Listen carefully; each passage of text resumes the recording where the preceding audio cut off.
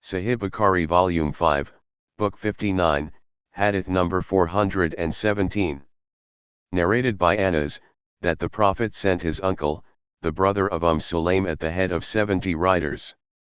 The chief of the pagans, Amir bin at-Tufail, proposed 3 suggestions to the Prophet, saying, choose one of 3 alternatives: 1. That the Bedouins will be under your command and the townspeople will be under my command; 2. Or that I will be your successor; 3. Or otherwise I will attack you with 2,000 from Bani Ghatafan. But Amir was infected with plague in the house of so and so. He said, shall I stay in the house of a lady from the family of so and so after having a swelled gland like that she-camel? Get me my horse. So he died on the back of his horse. Then Haram, the brother of Sulaim, and a lame man along with another man from so and so tribe, went towards the pagans, i.e. the tribe of Amir. Haram said to his companions, stay near to me, for I will go to them. If they, i.e. infidels, should give me protection, you will be near to me, and if they should kill me, then you should go back to your companions. Then Haram went to them and said, will you give me protection so as to convey the message of Allah's apostle? So, he started talking to them, but they signaled to a man to kill him, and he went behind him and stabbed him with a spear. He, i.e. Haram, said, Allahu Akbar. I have succeeded, by the Lord of the Kaaba. The companion of Haram was pursued by the infidels, and then they, i.e. Haram's companions, were all killed except the lame man who was at the top of a mountain. Then Allah revealed to us a verse that was among the cancelled ones later on. It was, we have met our Lord and He is pleased with us and has made us pleased. After this event, the Prophet invoked evil on the infidels every morning for 30 days. He invoked evil upon the tribes of Ril, Dakwan, Bani Liyan, and Yusya who disobeyed Allah and His Apostle. Sahih Bukhari Volume 5, Book 59, Hadith number 418.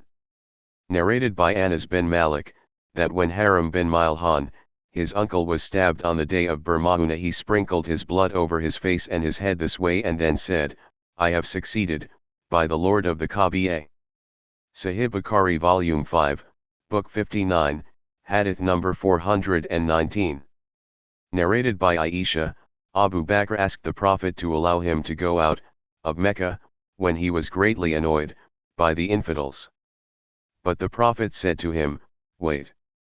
Abu Bakr said, O Allah's Apostle, do you hope that you will be allowed to migrate? Allah's Apostle replied, I hope so. So Abu Bakr waited for him till one day Allah's Apostle came at noontime and addressed him saying, let whoever is present with you now leave you. Abu Bakr said, none is present but my 2 daughters.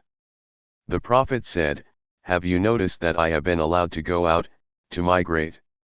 Abu Bakr said, O Allah's Apostle, I would like to accompany you. The Prophet said, you will accompany me. Abu Bakr said, O Allah's Apostle, I have got 2 she-camels which I had prepared and kept ready for our going out. So he gave one of the 2 she-camels to the Prophet, and it was Al-Jadeh.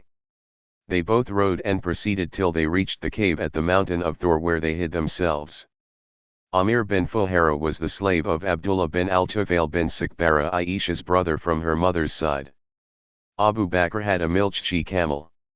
Amir used to go with it, i.e. the milch she-camel, in the afternoon and come back to them before noon by setting out towards them in the early morning when it was still dark, and then he would take it to the pasture so that none of the shepherds would be aware of his job.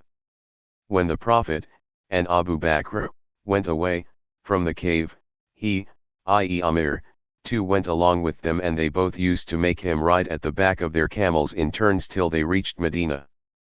Amir bin Fuhaira was martyred on the day of Burmahuna.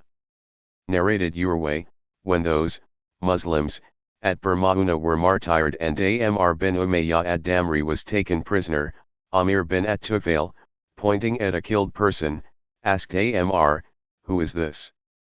Amr bin Umayyah said to him, he is Amir bin Fuhaira. Amir bin at-Tufail said, I saw him lifted to the sky after he was killed till I saw the sky between him and the earth, and then he was brought down upon the earth. Then the news of the killed Muslims reached the Prophet and he announced the news of their death saying, Your companions, of Burmahuna, have been killed, and they have asked their Lord saying, O our Lord, inform our brothers about us as we are pleased with you and you are pleased with us. So Allah informed them, i.e. the Prophet and his companions, about them, i.e. martyrs of Burmana. On that day, Urwa bin Asma bin Asald, who was one of them, was killed, and Urwa bin Zubair was named after Urwa bin Asma, and Mundhir bin Zubair was named after Mundhir bin Amr, who had also been martyred on that day. Sahih Bukhari Volume 5, Book 59, Hadith number 420. Narrated by Anas, the Prophet said al-Qunut after bowing, i.e. ar-Ruku, for 1 month, invoking evil upon the tribes of Ril and Dakwan. He used to say, Yusya disobeyed Allah and his apostle. Sahih Bukhari Volume 5, Book 59, Hadith number 421. Narrated by Anas bin Malika, the Prophet invoked evil upon those people who killed his companions at Burmana for 30 days, in the morning prayer. He invoked evil upon tribes of Ril, Liyan, and Yusya who disobeyed Allah and his apostle. Allah revealed a Quranic verse to his Prophet regarding those who had been killed, i.e. the Muslims killed at Burmahuna, and we recited the verse till later it was cancelled. The verse was, Inform our people that we have met our Lord, and he is pleased with us, and we are pleased with him. Sahih Bukhari Volume 5, Book 59, Hadith number 422. Narrated by Asim al-Awwal, I asked Anas bin Malik regarding al-Qunut during the prayer. Anas replied, Yes, al-Qunut was said by the Prophet in the prayer. I said, Is it before bowing or after bowing? Anas replied, It was said, before bowing. I said, So and so informed me that you told him that it was said after bowing. Anas replied, He was mistaken, for Allah's apostle said al-Qunut after bowing for 1 month. The Prophet had sent some people called al-Qurra who were 70 in number, to some pagan people who had concluded a peace treaty with Allah's apostle. But those who had concluded the treaty with Allah's apostle violated the treaty, and martyred all the 70 men. So Allah's apostle said al-Qunut after bowing, in the prayer, for 1 month, invoking evil upon them. Sahih Bukhari Volume 5, Book 59, Hadith number 423. Narrated by Ibn Umar, that the Prophet inspected him on the day of Uhud while he was 14 years old, and the Prophet did not allow him to take part in the battle. He was inspected again by the Prophet on the day of Al-Khandak, i.e. Battle of the Trench, while he was 15 years old, and the Prophet allowed him to take part in the battle. Sahih Bukhari Volume 5, Book 59, Hadith number 424. Narrated by Sal bin Sad, we were with Allah's apostle in the trench, and some were digging the trench while we were carrying the earth on our shoulders. Allah's apostle said, O Allah! There is no life except the life of the hereafter, so please forgive the emigrants and the ангիր. Sahih Bukhari Volume 5, Book 59, Hadith number 425. Narrated by Anas, Allah's apostle went out towards the Khandak, i.e. trench, and saw the emigrants and the ангир digging the trench in the cold morning. They had no slaves to do that work for them. When the Prophet saw their hardship and hunger, he said, O Allah! The real life is the life of the hereafter, so please forgive ангир and the emigrants. They said in reply to him, We are those who have given the pledge of allegiances to Muhammad for to observe jihad as long as we live. Sahih Bukhari Volume 5, Book 59, Hadith number 426. Narrated by Anas, al-Muhajirun, i.e. the emigrants, and the ангир were digging the trench around Medina and were carrying the earth on their backs while saying, We are those who have given the pledge of allegiance to Muhammad for Islam as long as we live. The Prophet said in reply to their saying, O Allah! There is no goodness except the goodness of the hereafter, so please grant your blessing to the ангիր and the emigrants.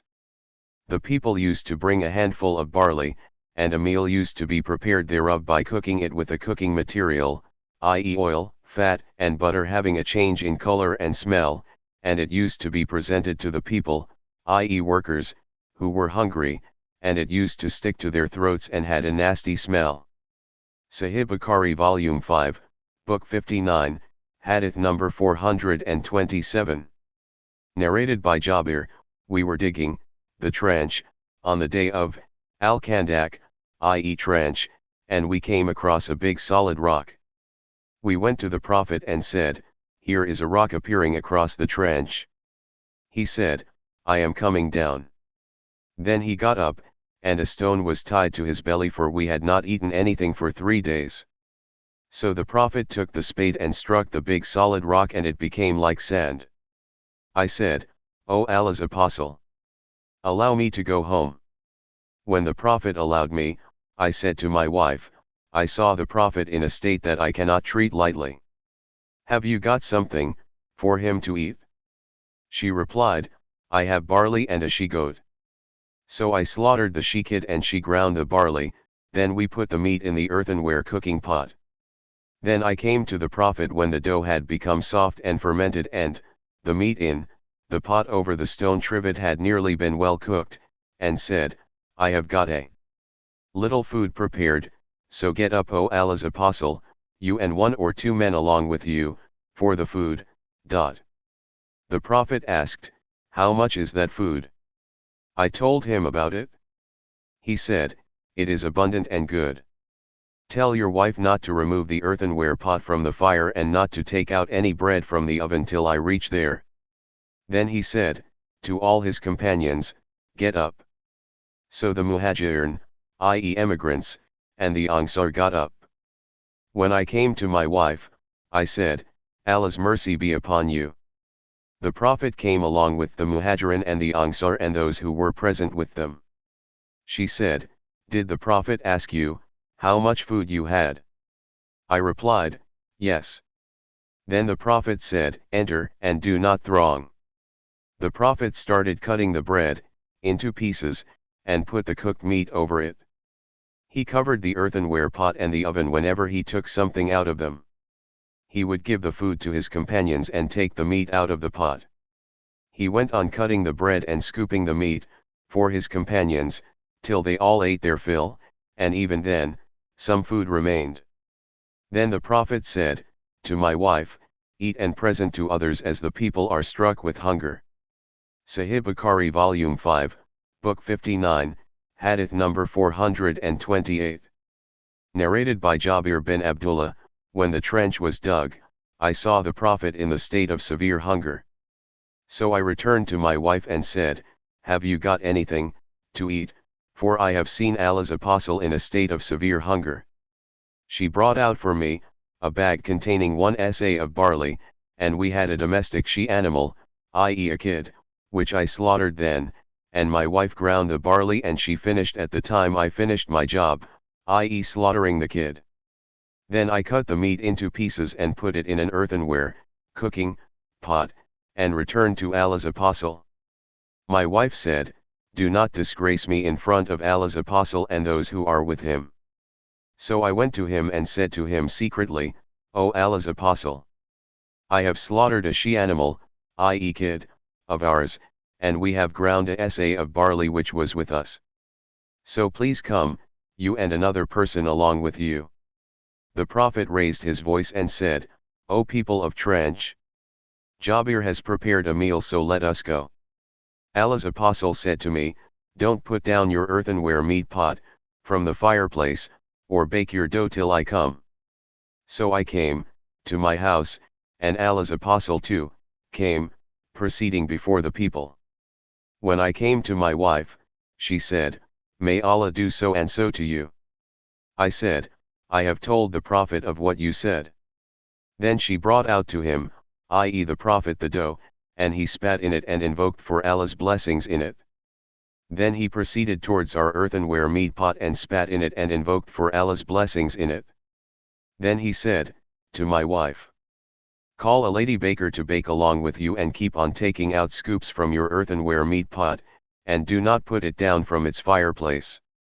They were 1,000, who took their meals, and by Allah they all ate, and when they left the food and went away, our earthenware pot was still bubbling, full of meat, as if it had not decreased, and our dough was still being baked as if nothing had been taken from it.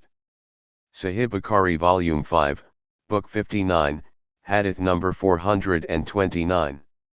Narrated by Aisha, as regards the following Quranic verse, when they came on you from above and from below you, from east and west of the valley, and when the eyes grew wild and the hearts reached up to the throats, 33.10, that happened on the day of Al-Khandaq, i.e. trench. Sahih Bukhari Volume 5, Book 59, Hadith number 430. Narrated by Al-Bara, the Prophet was carrying earth on the day of Al-Khandaq till his abdomen was fully covered with dust, and he was saying, By Allah, without Allah we would not have been guided, neither would we have given in charity, nor would we have prayed. So, O Allah, please send sakinah, i.e. calmness, upon us, and make our feet firm if we meet the enemy as the enemy have rebelled against us, and if they intended affliction, i.e. want to frighten us and fight against us, then we would not flee but withstand them. The Prophet used to raise his voice saying, Abana, Abana, i.e. would not, we would not. Sahih Bukhari Volume 5, Book 59, Hadith number 431. Narrated by Ibn Abbas, the Prophet said, I have been made victorious by As-Saba, i.e. an easterly wind, and the Ad nation was destroyed by Ad-Dabur, i.e. a westerly wind. Sahih Bukhari Volume 5, Book 59, Hadith number 432.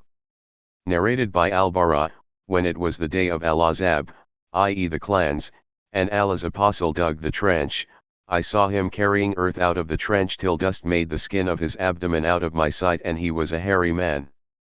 I heard him reciting the poetic verses composed by Ibn Rawaha while he was carrying the earth, O Allah! Without you we would not have been guided, nor would we have given in charity, nor would we have prayed. So, O Allah, please send sakinah, i.e. calmness, upon us and make our feet firm if we meet the enemy, as they have rebelled against us. And if they intend affliction, i.e. want to frighten us, and fight against us, then we would not flee but withstand them. The Prophet would then prolong his voice at the last words. Sahih Bukhari Volume 5, Book 59, Hadith number 433. Narrated by Ibn Umar, the first day, i.e. Ghazwah, I participated in, was the day of Al-Khandaq, i.e. trench. Sahih Bukhari Volume 5, Book 59, Hadith number 434. Narrated by Ikrimah bin Khalid, Ibn Umar said, I went to Hafsa while water was dribbling from her twined braids. I said, the condition of the people is as you see, and no authority has been given to me. Hafsa said, to me, go to them, and as they, i.e. the people, are waiting for you, and I am afraid your absence from them will produce division amongst them. So Hafsa did not leave Ibn Umar till we went to them. When the people differed, Muawiyah addressed the people saying, if anybody wants to say anything in this matter of the caliphate, he should show up and not conceal himself, for we are more rightful to be a caliph than he and his father. On that, Habib bin Masalama said, to Ibn Umar, why don't you reply to him, i.e. Muawiyah? Abdullah bin Umar said, I untied my garment that was going round my back and legs while I was sitting and was about to say, he who fought against you and against your father for the sake of Islam, is more rightful to be a caliph, but I was afraid that my statement might produce differences amongst the people and cause bloodshed, and my statement might be interpreted not as I intended. So I kept quiet, remembering what Allah has prepared in the gardens of paradise, for those who are patient and prefer the hereafter to this worldly life. Habib said, you did what kept you safe and secure, i.e. you were wise in doing so. Sahih Bukhari Volume 5, Book 59, Hadith number 435. Narrated by Sulayman bin Surd, on the day of Al-Ahzab, i.e. clans, the Prophet said, after this battle, we will go to attack them, i.e. the infidels, and they will not come to attack us. Sahih Bukhari Volume 5, Book 59, Hadith number 436. Narrated by Sulayman bin Surd, when the clans were driven away, I heard the Prophet saying, from now onwards we will go to attack them, i.e. the infidels, and they will not come to attack us, but we will go to them. Sahih Bukhari Volume 5, Book 59, Hadith number 437. Narrated by Ali, on the day of Al-Khandak, i.e. trench, the Prophet said, let Allah fill their, i.e. the infidels, houses and graves with fire just as they have prevented us from offering the middle prayer, i.e. Asr prayer, till the sun had set. Sahih Bukhari Volume 5, Book 59, Hadith number 438. Narrated by Jabir bin Abdullah, Umar bin al-Khattab came on the day of Al-Khandak after the sun had set and he was abusing the infidels of Quraysh saying, O Allah's apostle! I was unable to offer the Asr prayer till the sun was about to set. The Prophet said, by Allah, I have not offered this, i.e. Asr prayer. So we came down along with the Prophet to Buthan where he performed ablution for the prayer and then we performed the ablution for it. Then he offered the Asr prayer after the sun had set, and after it he offered the Maghrib prayer. Sahih Bukhari Volume 5, Book 59, Hadith number 439. Narrated by Jabir, on the day of Al-Ahzab, i.e. clans, Allah's apostle said, who will bring us the news of the people, i.e. the clans of Quraysh infidels? Zubair said, I. The Prophet again said, who will bring us the news of the people? Zubair said, I. The Prophet again said, who will bring us the news of the people? Zubair said, I. The Prophet then said, every prophet has his hawari, i.e. disciple special helper, my disciple is Zubair. Sahih Bukhari Volume 5, Book 59, Hadith number 440. Narrated by Abu Huraira, Allah's apostle used to say, none has the right to be worshipped except Allah alone, who honored his warriors and made his slave victorious, and he alone defeated the infidel clans, so there is nothing after him. Sahih Bukhari Volume 5, Book 59, Hadith number 441. Narrated by Abdullah bin Abi Awfa, Allah's apostle invoked evil upon the clans saying, Allah, the revealer of the holy book, i.e. the Quran, the quick taker of the accounts. Please defeat the clans. O Allah! Defeat them and shake them. Sahih Bukhari Volume 5, Book 59, Hadith number 442. Narrated by Abdullah, whenever Allah's apostle returned from a ghazwa, Hajj, or Umrah, he used to start, saying, Allahu Akbar, thrice and then he would say, none has the right to be worshipped except Allah alone who has no partners. To him belongs the kingdom, all praises are for him, and he is able to do all things, i.e. omnipotent. We are returning with repentance, to Allah, worshipping, prostrating, and praising our Lord. Allah has fulfilled his promise, made his slave victorious, and he, alone, defeated the clans of infidels. Sahih Bukhari Volume 5, Book 59, Hadith number 443. Narrated by Aisha, when the Prophet returned from Al-Khandak, i.e. trench, and laid down his arms and took a bath, Gabriel came and said, to the Prophet, you have laid down your arms. By Allah, we angels have not laid them down yet. So set out for them. The Prophet said, where to go? Gabriel said, towards this side, pointing towards Banu Qurayza. So the Prophet went out towards them. Sahih Bukhari Volume 5, Book 59, Hadith number 444. Narrated by Anas, as if I am just now looking at the dust rising in the street of Banu Ghanm, in Medina, because of the marching of Gabriel's regiment when Allah's apostle set out to Banu Qurayza, to attack them. Sahih Bukhari Volume 5, Book 59, Hadith number 445. Narrated by Ibn Umar, on the day of Al-Azab, i.e. clans, the Prophet said, "None of you Muslims should offer the Asr prayer but at Banu Qurayza's place." The Asr prayer became due for some of them on the way. Some of those said, "We will not offer it till we reach it, the place of Banu Qurayza," while some others said, "No, we will pray at this spot, for the Prophet did not mean that for us." Later on it was mentioned to the Prophet and he did not berate any of the two groups. Sahih Bukhari Volume 5, Book 59, Hadith number 446.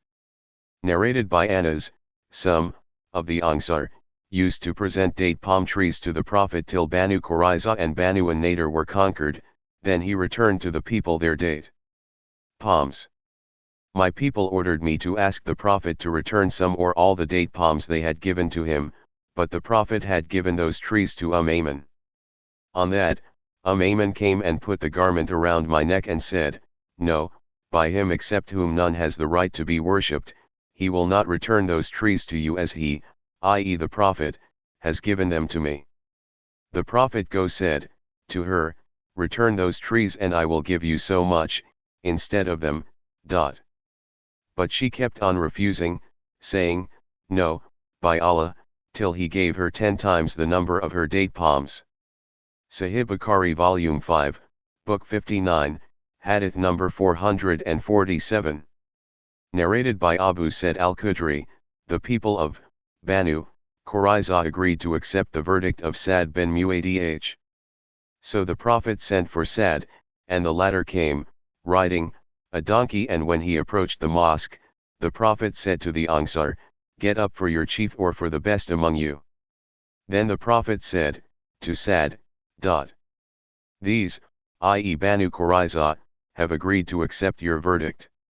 Sa'd said, "Kill their men, warriors, and take their offspring as captives." On that the Prophet said, "You have judged according to Allah's judgment," or said, "according to the king's judgment." Sahih Bukhari Volume 5, Book 59, Hadith number 448. Narrated by Aisha, Sa'd was wounded on the day of Khandak, i.e. trench, when a man from Quraysh, called Hibban bin al-Arika, hit him with an arrow. The man was Hibban bin Qais from the tribe of Bani Mays bin Amir bin Lu'ay, who shot an arrow at Sa'd's medial arm vein, or main artery of the arm. The Prophet pitched a tent for Sa'd in the mosque so that he might be near to the Prophet to visit. When the Prophet returned from the battle of Al-Khandak, i.e. trench, and laid down his arms and took a bath, Gabriel came to him while he, i.e. Gabriel, was shaking the dust off his head, and said, "You have laid down the arms." "By Allah, I have not laid them down." "Go out to them, to attack them." The Prophet said, "Where?" Gabriel pointed towards Bani Qurayza. So Allah's apostle went to them, i.e. Banu Qurayza, i.e. besieged them. They then surrendered to the Prophet's judgment, but he directed them to Sa'd to give his verdict concerning them. Sa'd said, "I give my judgment that their warriors should be killed, their women and children should be taken as captives, and their properties distributed." Narrated Hisham, "My father informed me that Aisha said, Sa'd said, 'O Allah, you know that there is nothing more beloved to me than to fight in your cause against those who disbelieved your apostle and turned him out of Mecca. O Allah, I think you have put to an end the fight between us and them, i.e. Quraysh infidels. And if there still remains any fight with the Quraysh infidels, then keep me alive till I fight against them for your sake. But if you have brought the war to an end, then let this wound burst and cause my death thereby.'" So blood gushed from the wound. There was a tent in the mosque belonging to Banu Ghifr who were surprised by the blood flowing towards them. They said, "O people of the tent, what is this thing which is coming to us from your side? Behold, blood was flowing profusely out of Sa'd's wound. Sa'd then died because of that." Sahih Bukhari Volume 5, Book 59, Hadith number 449. Narrated by Al-Bara, The Prophet said to Hassan, abuse them, with your poems, and Gabriel is with you, i.e., supports you. Through another group of sub-narrators, Al-Bara bin Azib said, on the day of Qurayza's besiege, Allah's apostle said to Hassan bin Thabit, abuse them, with your poems, and Gabriel is with you, i.e. supports you. Sahih Bukhari Volume 5, Book 59, Hadith number 451. Narrated by Saleh bin Kaway, concerning those who witnessed the fear prayer that was performed in the battle of Daturrika in the company of Allah's apostle, one batch lined up behind him while another batch, lined up, facing the enemy. The Prophet led the batch that was with him in one rak'ah, and he stayed in the standing posture while that batch completed their 2 rakat prayer by themselves and went away, lining in the face of the enemy, while the other batch came and he, i.e. the Prophet, offered his remaining rak'ah with them, and then kept on sitting till they completed their prayer by themselves, and he then finished his prayer with taslim along with them. Narrated Ibn Az Zubair, Jabir said, we were with the Prophet at Nakhl, and then he mentioned the fear prayer. Narrated Al-Qasim bin Muhammad, the Prophet offered the fear prayer in the Ghazwa of Banu Anmar. Sahih Bukhari Volume 5, Book 59, Hadith number 452. Narrated by Sal bin Abi Hathma, describing the fear prayer, the Imam stands up facing the Qibla and one batch of them, i.e. the army, out of the two, prays along with him and the other batch faces the enemy. The Imam offers 1 rak'ah with the first batch, they themselves stand up alone and offer 1 bowing and 2 prostrations while they are still in their place, and then go away to relieve the second batch, and the second batch comes, and takes the place of the first batch in the prayer behind the Imam, and he offers the second rak'ah with them. So he completes his 2 rakat and then the second batch bows and prostrates 2 prostrations, i.e. complete their second rak'ah and thus all complete their prayer. Sahih Bukhari Volume 5, Book 59, Hadith number 453. Narrated by Saleh bin Hathma, the Prophet said as above, Hadith 452. Sahih Bukhari Volume 5, Book 59, Hadith number 454. Narrated by Saleh bin Kaway, Sal said as above, Hadith 452. Sahih Bukhari Volume 5, Book 59, Hadith number 455. Narrated by Ibn Umar, I took part in a ghazwa towards Najd along with Allah's apostle and we clashed with the enemy, and we lined up for them. Sahih Bukhari Volume 5, Book 59, Hadith number 456. Narrated by Abdullah bin Umar, Allah's apostle led the fear prayer with one of the 2 batches of the army while the other batch faced the enemy. Then the first batch went away and took places of their companions, i.e. second batch, and the second batch came and he led his second rak'ah with them. Then he, i.e. the Prophet, finished his prayer with taslim and then each of the 2 batches got up and completed their remaining 1 rak'ah. Sahih Bukhari Volume 5, Book 59, Hadith number 457. Narrated by Sinan and Abu Salama, Jabir mentioned that he had participated in a ghazwa towards Najd in the company of Allah's apostle. S. Sahih Bukhari Volume 5, Book 59, Hadith number 458. Narrated by Jabir bin Abdullah, that he fought in a ghazwa towards Najd along with Allah's apostle, and when Allah's apostle returned, he too returned along with him. The time of the afternoon nap overtook them when they were in a valley full of thorny trees. Allah's apostle dismounted and the people dispersed amongst the thorny trees, seeking the shade of the trees. Allah's apostle took shelter under a samara tree and hung his sword on it. We slept for a while. When Allah's apostle suddenly called us, and we went to him, to find a Bedouin sitting with him. Allah's apostle said, this Bedouin took my sword out of its sheath while I was asleep. When I woke up, the naked sword was in his hand and he said to me, who can save you from me? I replied, Allah. Now here he is sitting. Allah's apostle did not punish him for that. Through another group of narrators, Jabir said, we were in the company of the Prophet, during the battle of daturika, and we came across a shady tree and we left it for the Prophet, to take rest under its shade. A man from the pagans came while the Prophet's sword was hanging on the tree. He took it out of its sheath secretly and said, to the Prophet, "Are you afraid of me?" The Prophet said, "No." He said, "Who can save you from me?" The Prophet said, "Allah." The companions of the Prophet threatened him.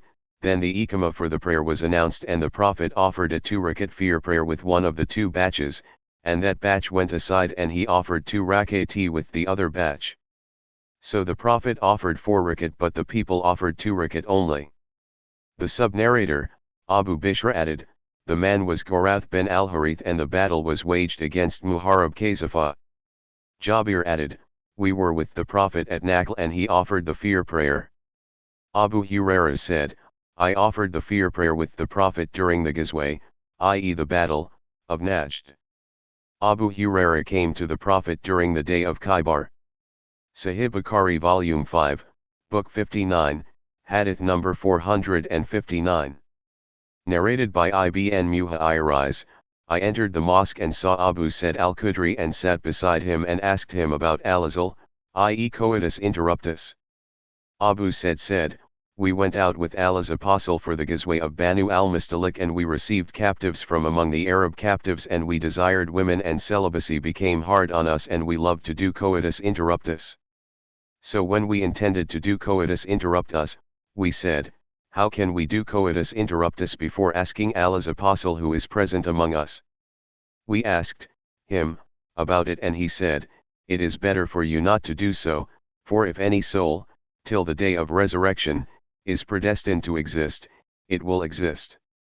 Sahih Bukhari Volume 5, Book 59, Hadith number 460.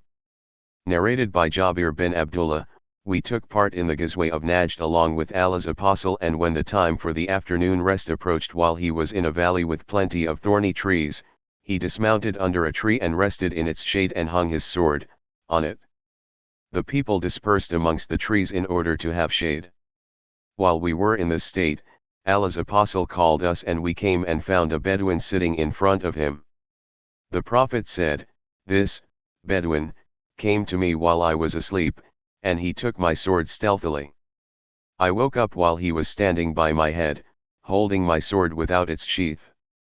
He said, who will save you from me? I replied, Allah. So he sheathed it, i.e. the sword, and sat down, and here he is. But Allah's apostle did not punish him. Sahih Bukhari Volume 5, Book 59, Hadith number 461.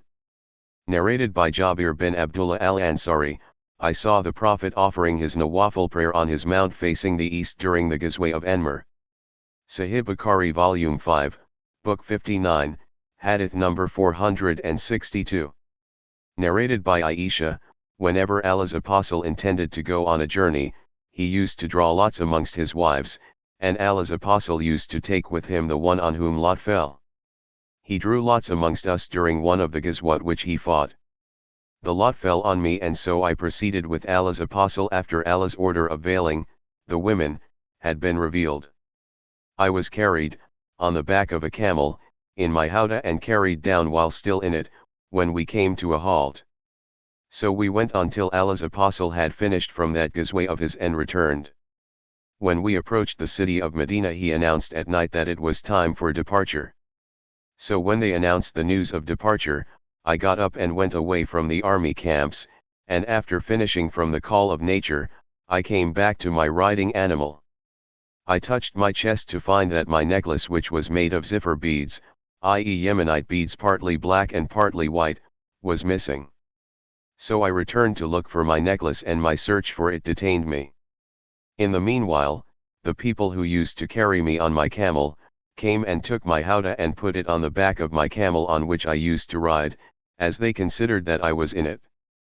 In those days women were light in weight for they did not get fat, and flesh did not cover their bodies in abundance as they used to eat only a little food. Those people therefore, disregarded the lightness of the howdah while lifting and carrying it, and at that time I was still a young girl. They made the camel rise and all of them left, along with it. I found my necklace after the army had gone. Then I came to their camping place to find no call maker of them, nor one who would respond to the call. So I intended to go to the place where I used to stay, thinking that they would miss me and come back to me, in my search. While I was sitting in my resting place, I was overwhelmed by sleep and slept. Safwan bin al-Mu'attal as-Sulami Adh Dakwani was behind the army. When he reached my place in the morning, he saw the figure of a sleeping person and he recognized me on seeing me as he had seen me before the order of compulsory veiling was prescribed. So I woke up when he recited Istirja, i.e. Inna lillahi wa inna ilaihi raji'un, as soon as he recognized me. I veiled my face with my head cover at once, and by Allah, we did not speak a single word, and I did not hear him saying any word besides his Istirja. He dismounted from his camel and made it kneel down, putting his leg on its front legs, and then I got up and rode on it. Then he set out leading the camel that was carrying me till we overtook the army in the extreme heat of midday while they were at a halt, taking a rest. Because of the event, some people brought destruction upon themselves, and the one who spread the ifk, i.e. slander, more, was Abdullah bin Ubay ibn Salul. Urwa said, the people propagated the slander and talked about it in his, i.e. Abdullah's, presence, and he confirmed it and listened to it and asked about it to let it prevail. Urwa also added, none was mentioned as members of the slanderous group besides Abdullah, except Hassan bin Thabit and Mista bin Uthatha and Hamna bin Yashir, along with others about whom I have no knowledge, but they were a group as Allah said. It is said that the one who carried most of the slander was Abdullah bin Ubay bin Salul. Urwa added, Aisha disliked to have Hassan abused in her presence, and she used to say, it was he who said, my father and his, i.e. my father's, father and my honor are all for the protection of Muhammad's honor from you. Aisha added, after we returned to Medina, I became ill for a month. The people were propagating the forged statements of the slanderers while I was unaware of anything of all that, but I felt that in my present ailment, I was not receiving the same kindness from Allah's apostle as I used to receive when I got sick. But now, Allah's apostle would only come, greet me and say, how is that, lady, and leave. That roused my doubts, but I did not discover the evil, i.e. slander, till I went out after my convalescence. I went out with Mista to Al-Mansi, where we used to answer the call of nature, and we used not to go out, to answer the call of nature, except at night, and that was before we had latrines near our houses. And this habit of our concerning evacuating the bowels, was similar to the habits of the old Arabs living in the deserts, for it would be troublesome for us to take latrines near our houses. So I and Mista, who was the daughter of Abu Rum bin al-Muttalib bin Abd Manaf, whose mother was the daughter of Sikr bin Amir and the aunt of Abu Bakr as-Siddiq, and whose son was Mista bin Uthatha bin Abbas bin al-Muttalib, went out.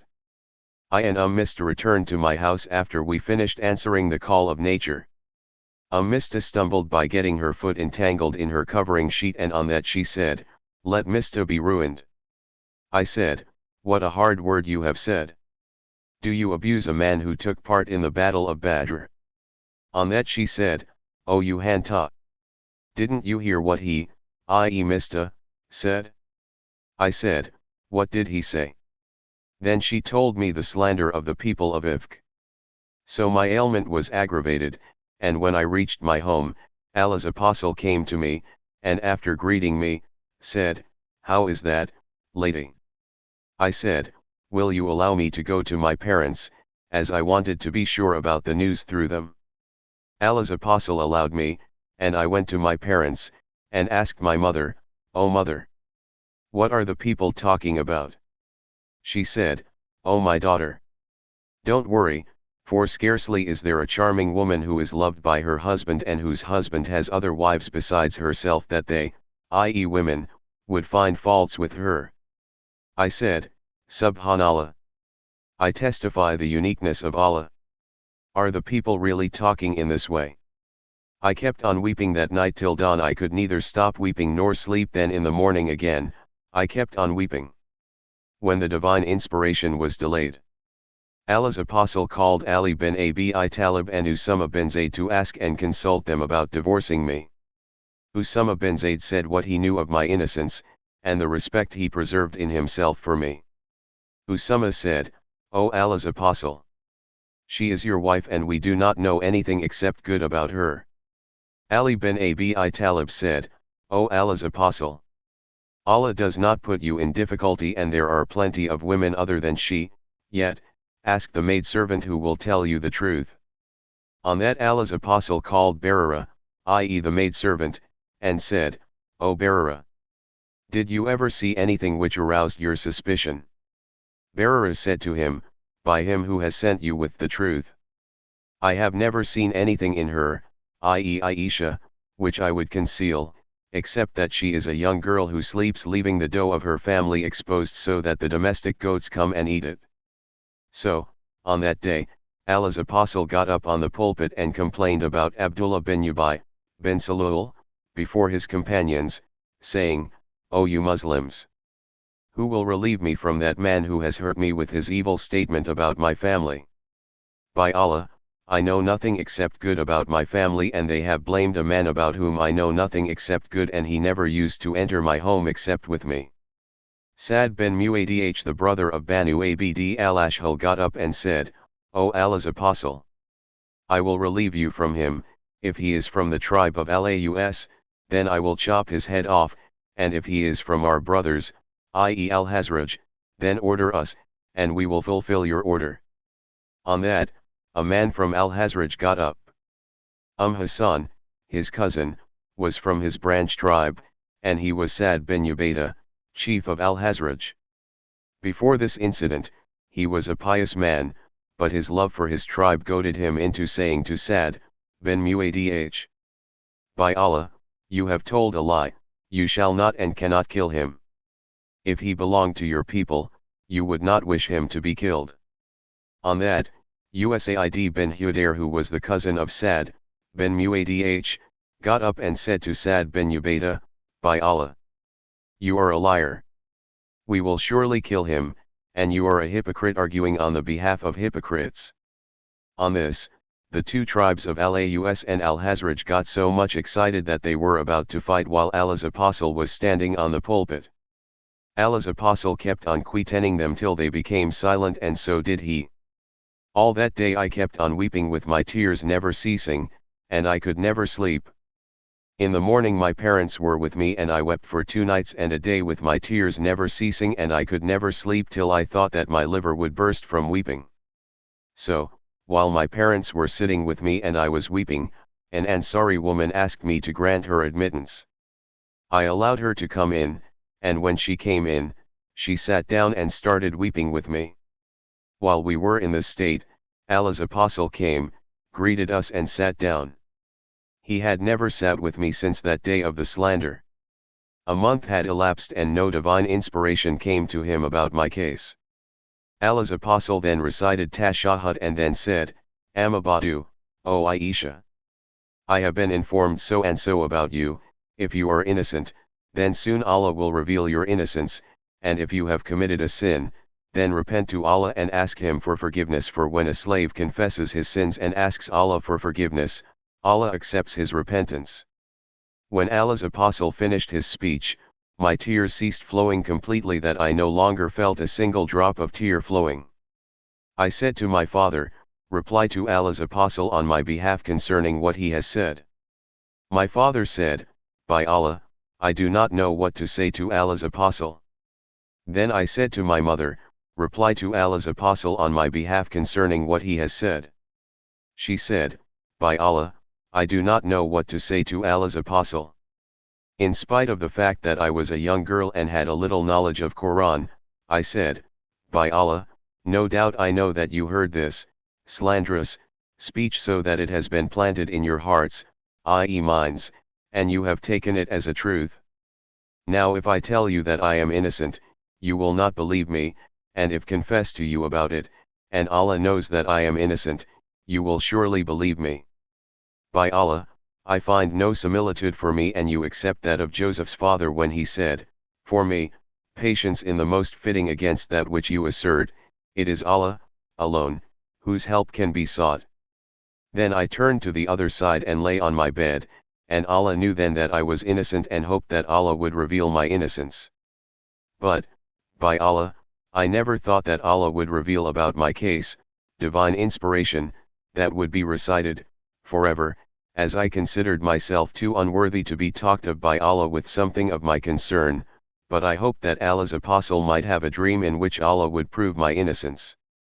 But, by Allah, before Allah's apostle left his seat and before any of the household left, the divine inspiration came to Allah's apostle. So there overtook him the same hard condition which used to overtake him, when he used to be inspired divinely.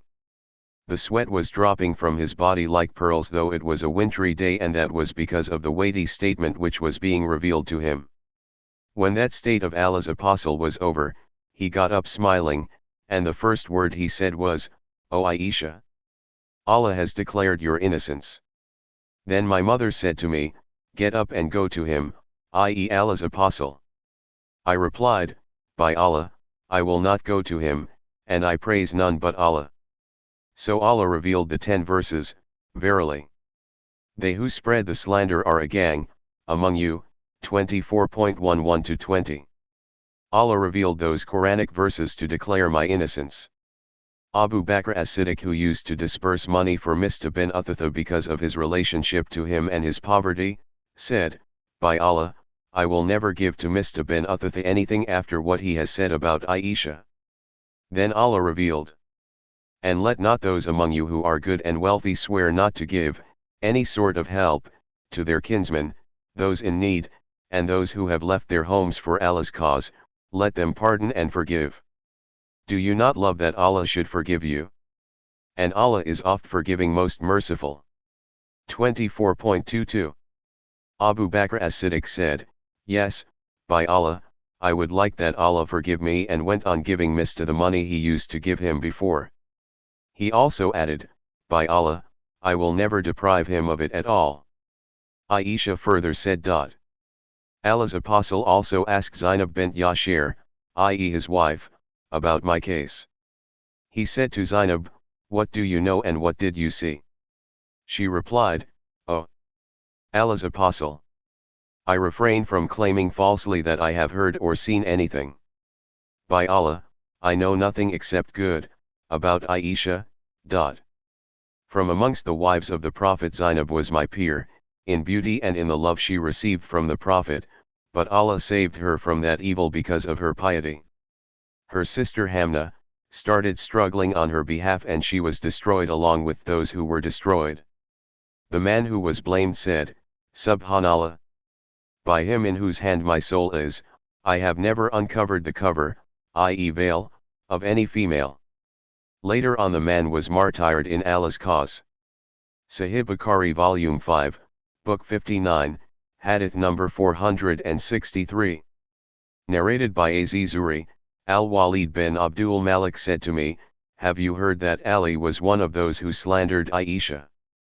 I replied, "No, but 2 men from your people, named Abu Salama bin Abdurrahman and Abu Bakr bin Abdurrahman bin al-Harith, have informed me that Aisha told them that Ali remained silent about her case." Sahih Bukhari Volume 5, Book 59, Hadith number 464.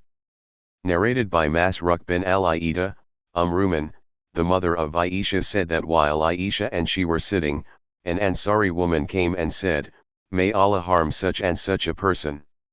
Ruman said to her, "What is the matter?"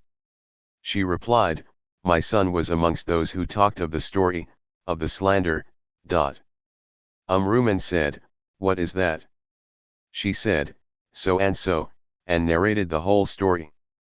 On that Aisha said, "Did Allah's apostle hear about that?"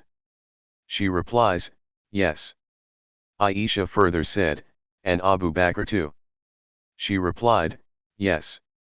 On that, Aisha fell down fainting, and when she came to her senses, she had got fever with rigors. I put her clothes over her and covered her. The Prophet came and asked, "What is wrong with this, lady?" Ruman replied, "O Allah's apostle, she, i.e. Aisha, has got temperature with rigors." He said, perhaps it is because of the story that has been talked about. She said, yes. Aisha sat up and said, by Allah, if I took an oath, that I am innocent, you would not believe me, and if I said, that I am not innocent, you would not excuse me.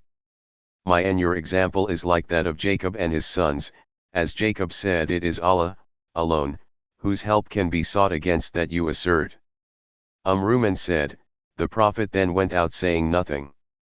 Then Allah declared her innocence. On that, Aisha said, to the Prophet, I thank Allah only, thank neither anybody else nor you. Sahih Bukhari Volume 5, Book 59, Hadith number 465. Narrated by Ibn Abi Malaika, Aisha used to recite this verse, Ida talakunahu by al-sanatikum, 24.15, as you tell lie with your tongues, and used to say al-waylak means telling of a lie. She knew this verse more than anybody else as it was revealed about her. Sahih Bukhari Volume 5, Book 59, Hadith number 466. Narrated by Hisham's father, I started abusing Hassan in front of Aisha. She said, do not abuse him as he used to defend Allah's apostle, against the infidels. Aisha added, once Hassan took the permission from the Prophet to say poetic verses against the infidels. On that the Prophet said, how will you exclude my forefathers from that? Hassan replied, I will take you out of them as one takes a hair out of the dough. Hisham's father added, I abused Hassan as he was one of those who spoke against Aisha. Sahih Bukhari Volume 5, Book 59, Hadith number 467. Narrated by Masruq, we went to Aisha while Hassan bin Thabit was with her reciting poetry to her from some of his poetic verses, saying a chaste wise lady about whom nobody can have suspicion. She gets up with an empty stomach because she never eats the flesh of indiscreet ladies. Aisha said to him, but you are not like that. I said to her, why do you grant him admittance, though Allah said, and as for him among them, who had the greater share therein, his will be a severe torment. 24.11. On that, Aisha said, and what punishment is more than blinding? She added, Hassan used to defend or say poetry on behalf of Allah's apostle, against the infidels. Sahih Bukhari Volume 5, Book 59, Hadith number 468. Narrated by Zayd bin Khalid, we went out with Allah's apostle in the year of Al-Hudaybiyah. One night it rained and Allah's apostle led us in the Fajr prayer and, after finishing it, turned to us and said, do you know what your Lord has said? We replied, Allah and his apostle know it better. He said, Allah said, some of my slaves got up believing in me, and some of them disbelieving in me. The one who said, we have been given rain through Allah's mercy and Allah's blessing and Allah's bounty, then he is a believer in me, and is a disbeliever in the star. And whoever said, we have been given rain because of such and such star, then he is a believer in the star, and is a disbeliever in me. Sahih Bukhari Volume 5, Book 59, Hadith number 469. Narrated by Anas, Allah's apostle performed 4 umrahs, all in the month of Dhul Qa'dah, except the one which he performed with his Hajj, i.e. in Dhul Hijjah. He performed 1 umrah from Al-Hudaybiyah in Dhul Qa'dah, another umrah in the following year in Dhul Qa'dah, a third from Al-Jirana where he distributed the war booty of Hunan, in Dhul Qa'dah, and the 4th umrah he performed was with his Hajj. Sahih Bukhari Volume 5, Book 59, Hadith number 470. Narrated by Abu Qatada, we set out with the Prophet in the year of Al-Hudaybiyah, and all his companions assumed the state of Ihram but I did not. Sahih Bukhari Volume 5, Book 59, Hadith number 471. Narrated by Al-Bara, do you, people, consider the conquest of Mecca, the victory, referred to in the Quran 48:1. Was the conquest of Mecca a victory? We really consider that the actual victory was the Ridwan pledge of allegiance which we gave on the day of Al-Hudaybiyah, to the Prophet. On the day of Al-Hudaybiyah we were 1400 men along with the Prophet. Al-Hudaybiyah was a well, the water of which we used up leaving not a single drop of water in it. When the Prophet was informed of that, he came and sat on its edge. Then he asked for a utensil of water, performed ablution from it, rinsed his mouth, invoked Allah, and poured the remaining water into the well. We stayed there for a while and then the well brought forth what we required of water for ourselves and our riding animals. Sahih Bukhari Volume 5, Book 59, Hadith number 472. Narrated by Al-Bara bin Azib, that they were in the company of Allah's Apostle on the day of Al-Hudaybiyah and their number was 1,400 or more. They camped at a well and drew its water till it was dried. When they informed Allah's Apostle of that, he came and sat over its edge and said, "Bring me a bucket of its water." When it was brought, he spat and invoked Allah, and said, "Leave it for a while." Then they quenched their thirst and watered their riding animals, from that well, till they departed. Sahih Bukhari Volume 5, Book 59, Hadith number 473. Narrated by Salim, Jabir said on the day of Al-Hudaybiyah, the people felt thirsty and Allah's Apostle had a utensil containing water. He performed ablution from it and then the people came towards him.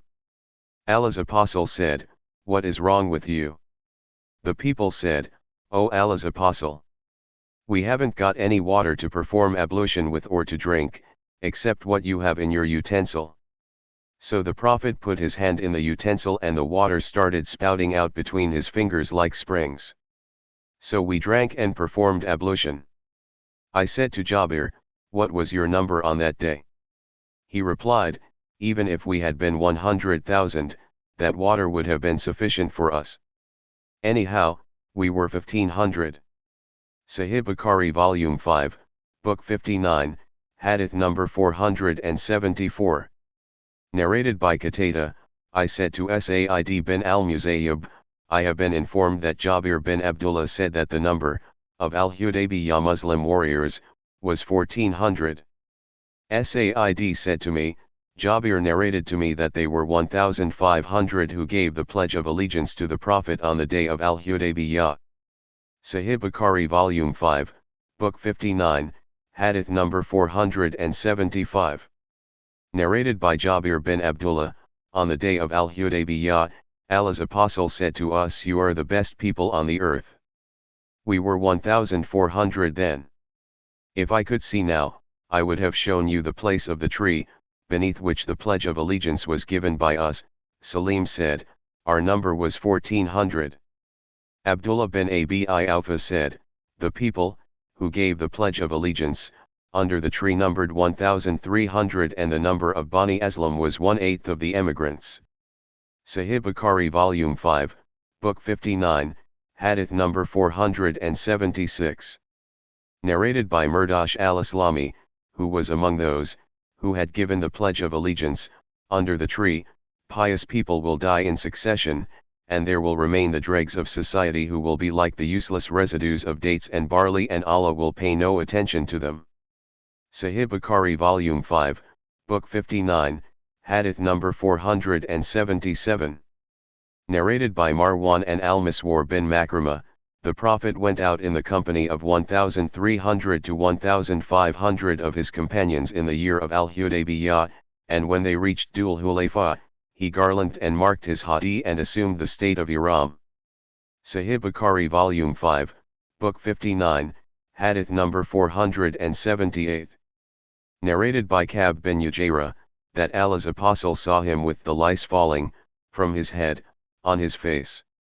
Allah's Apostle said, "Are your lice troubling you?" Ka'b said, "Yes." Allah's Apostle thus ordered him to shave his head while he was at Al-Hudaybiyah. Up to then there was no indication that all of them would finish their state of Ihram and they hoped that they would enter Mecca. Then the order of Al-Fidya was revealed, so Allah's Apostle ordered Ka'b to feed 6 poor persons with 1 farak of food or slaughter a sheep or fast for 3 days. Sahih Bukhari Volume 5, Book 59, Hadith number 479. Narrated by Aslam, Once I went with Umar bin al-Khattab to the market. A young woman followed Umar and said, "O chief of the believers! My husband has died, leaving little children. By Allah, they have not even a sheep's trotter to cook, they have no farms or animals. I am afraid that they may die because of hunger, and I am the daughter of Kufaf bin Ima al-Ghafari, and my father witnessed the pledge of allegiance, of al-Hudaybiyah with the Prophet." Umar stopped and did not proceed, and said, "I welcome my near relative." Then he went towards a strong camel which was tied in the house, and carried onto it 2 sacks he had loaded with food grains and put between them money and clothes and gave her its rope to hold and said, "Lead it, and this provision will not finish till Allah gives you a good supply." A man said, "O chief of the believers! You have given her too much." Umar said disapprovingly, "May your mother be bereaved of you. By Allah, I have seen her father and brother besieging a fort for a long time and conquering it, and then we were discussing what their shares they would have from that war booty." Sahih Bukhari Volume 5, Book 59, Hadith number 480. Narrated by Said bin al-Musayyib, that his father said, "I saw the tree of the Ridwan pledge of allegiance, and when I returned to it later, I was not able to recognize it." The sub-narrator Muhammad said, Al-Musayyib said, "Then, forgot it, i.e., the tree." Sahih Bukhari Volume 5, Book 59, Hadith number 481. Narrated by Tariq bin Abdur Rahman, when I set out for Hajj, I passed by some people offering a prayer. I asked, "What is this mosque?" They said, "This is the tree where Allah's apostle took the Ridwan pledge of allegiance." Then I went to Said bin Musayyib and informed him about it. Said, "My father said that he was amongst those who had given the pledge of allegiance to Allah's apostle beneath the tree. He, i.e. my father, said, when we set out the following year, we forgot the tree and were unable to recognize it." Then said, "Perhaps ironically, the companions of the Prophet could not recognize it, nevertheless, you do recognize it, therefore you have a better knowledge." Sahih Bukhari Volume 5, Book 59, Hadith number 482. Narrated by Said bin al-Musayyib, that his father was amongst those who had given the pledge of allegiance to the Prophet beneath the tree, and the next year when they went towards the tree, they were not able to recognize it. Sahih Bukhari Volume 5, Book 59, Hadith number 483. Narrated by Tariq, the tree where the Ridwan pledge of allegiance was taken by the Prophet, was mentioned before Said bin al-Musayyib. On that he smiled and said, "My father informed me about it, and he had witnessed it, i.e. the pledge." Sahih Bukhari Volume 5, Book 59, Hadith number 484. Narrated by Abdullah bin Abi Awfa, who was one of those who had given the pledge of allegiance to the Prophet beneath the tree, when the people brought sadaqah, i.e. rakat, to the Prophet, he used to say, "O Allah, bless them with your mercy." Once my father came with his sadaqah to him, whereupon he, i.e. the Prophet, said, "O Allah, bless the family of Abu Awfa." Sahih Bukhari Volume 5, Book 59, Hadith number 485. Narrated by Abbas bin Tamim, when it was the day of the battle of Al-Harra, the people were giving pledge of allegiance to Abdullah bin Hanzala.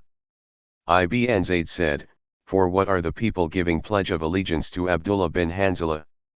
It was said to him, "For death." Ibn Zayd said, "I will never give the pledge of allegiance for that to anybody else after Allah's apostle." Ibn Zayd was one of those who had witnessed the day of Al-Hudaybiyah with the Prophet. Sahih Bukhari Volume 5, Book 59, Hadith number 486. Narrated by Ayas bin Salama bin Al-Aqwa, my father, who was amongst those who had given the pledge of allegiance to the Prophet beneath the tree, said to me, "We used to offer the Jumu'ah prayer with the Prophet and then depart at a time when the walls had no shade for us to take shelter in." Sahih Bukhari Volume 5, Book 59, Hadith number 487. Narrated by Yazid bin Abi Ayyubaid, I said to Salama bin Al-Aqwa, For what did you give the pledge of allegiance to Allah's apostle on the day of Al-Hudaybiyah? He replied, for death, in the cause of Islam. Sahih Bukhari Volume 5, Book 59, Hadith number 488. Narrated by Al-Muzayyib, I met Al-Bara bin Azib and said, to him, may you live prosperously.